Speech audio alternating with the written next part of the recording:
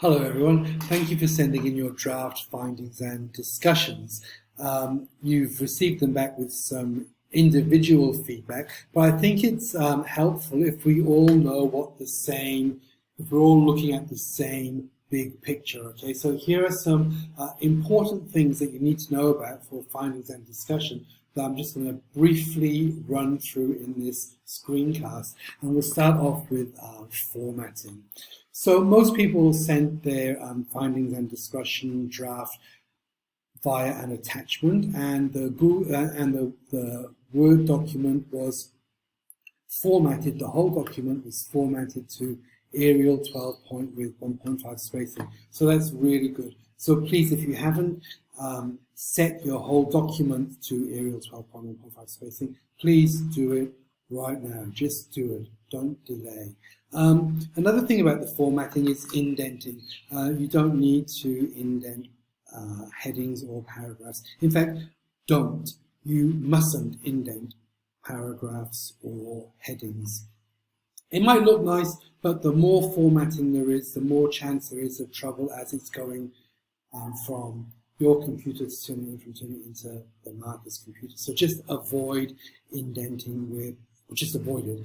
And spacing between paragraphs. You just need one space between paragraphs. You might want to put two spaces between sections, so one space between paragraphs, two spaces between sections.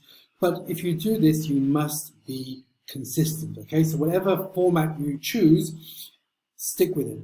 Be consistent. And make sure that your cursor, when you start your page, is at the top of the page. Don't hit enter a few times before you start writing. Always start writing from the very top of the page.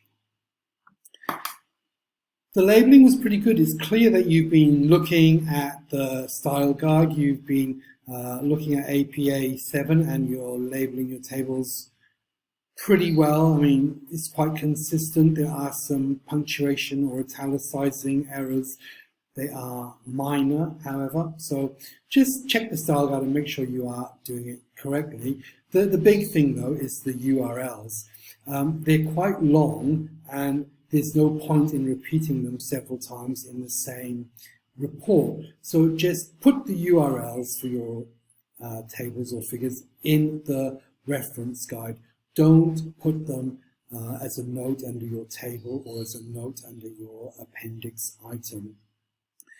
For the note under your table, you can just put a citation saying where you got the information from, and then put the URL in the reference list. Don't forget to deactivate the hyperlink when you post URLs into your report. So just like formatting, labeling is a matter of being very consistent and make sure that you are following the same pattern throughout the report. Every time we write, someone's going to read it, and quite often when we write, it's going to be something that we'll read ourselves later on to remind ourselves of something. And when we read it later on, we can remember what we were thinking when we wrote it down, so we just get reminded. But your reader, when you are writing this report, will not know what you were thinking when you wrote it down, so you do have to be very clear. Don't just take things for granted. Don't make assumptions. Be clear and straightforward.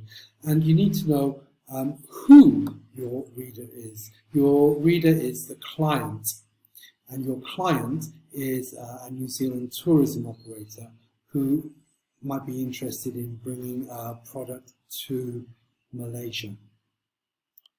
So your client wants to know which of their products is going to be the best one to bring to Malaysia, and how is it going to fit in the Malaysian market. Your client does not want to know that they have been in business since 2013, that they have branches in Hamilton and Rotorua, and that they have overseas operation in Australia. They don't need to know that. They just want to know what product of theirs is up for discussion and how is it going to fit into the Malaysian market. So be aware of who your client is. And also, your reader is also the marker. So your reader is going to be reading on behalf of the client, but it's also going to be looking at the marking guide at the same time. And the marker might think, looking at a report, has this person even looked at the marking guide?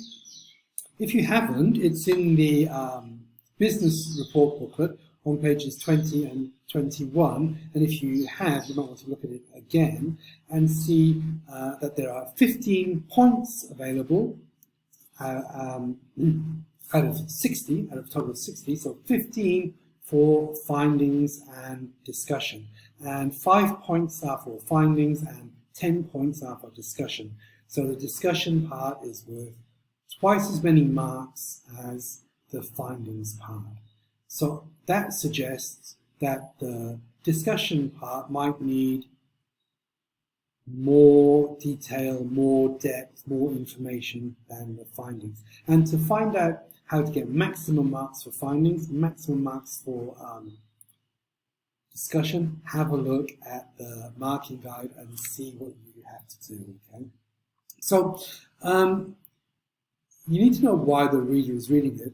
And the purpose of your report, okay, I know it is an assignment, but the purpose of this report is to provide information to the client and make a recommendation based on that information so the client can decide whether or not to bring this operation to Malaysia. Your purpose is not to persuade the client to bring this to Malaysia. Your purpose is not to convince the client that X operator will be a good one to partner with, or Y location is going to be the best place to do it. So you do not need to persuade or convince the client of anything. You just need to present the information. And in order to keep this presentation neutral, you have to use academic language that can convey how good an opportunity is or how worthwhile something is without using expressions like great or excellent or the best or proven, most profitable. Just avoid all that kind of language. Keep it academic, but keep it neutral. Okay? There's one last thing, I forgot to put it on the front, but it's quite important, and a few people I noticed were doing this. They were talking about the tables, talking about figure 1. Figure 1 shows, table 2 clearly shows that's not the topic. We are not discussing the tables, we're not discussing figure 2. We are discussing the 4 things, the demographics, the location, the competitors, and the legal requirements. Okay, so at no point do you need to say figure 2 clearly shows. You need to say, if you're talking about location, you need to say Langkawi, for example, has many advantages for rugby with dolphins. So name the location, name the activity, and then give your reasons why the location is good. So the reasons it's a good location are dolphins are frequently sighted off the island, and then you can give a citation where you got that information from. You can give some more information that if there are no dolphins here, people can go somewhere else, or there's an alternative activity. Give more information, give examples, give citations. And if you need to refer back to the information, you can just say, see table 1, see figure 2. The tables and the figures are there for the client to refer back to later to remind themselves of the main points. They are not there as the topics for the discussion. Okay, so please avoid that mistake. And one last thing. This is due on Friday. Don't be still doing it Thursday night. We saw this in SWOT, and we might see it again in the business report. Strengths started off really good, weaknesses quite good, opportunities, yeah, not bad, but by the time they got to threats, they were running out of time, they were tired, they were over it. It was very basic. And you can see who's run out of time and who hasn't. So don't be that person running out of time. So get on with it. You've only got until Friday. If you have any questions, you can put them in the comments here. You can email your tutor, or you can refer to the Google document. Come on, chop, chop, off you go. Got a report to write. Good luck.